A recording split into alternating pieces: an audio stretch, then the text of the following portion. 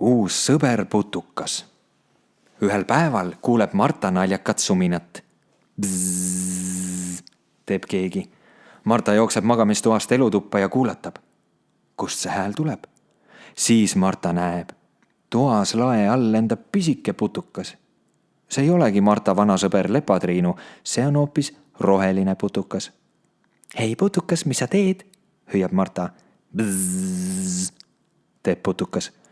Siis kuuleb Marta, kuidas putukas sosistab. Bzzz, ma tahan õue tagasi minna. Zzz. Marta jookseb rõdu ukse juurde ja teeb ukse lahti. Bzzz, aitäh, ütleb putukas ja lendab tagasi õue. Marta läheb hoopis emmega kööki sööma. Kui Marta juba laua taga istub, siis ta näeb. Köögi akna taga lendab putukas ja lehvitab talle. Hei Marta, tule ka varsti õue minuga mängima. Bzzz. Marta lehvitab vastu. Tal on nüüd uus sõber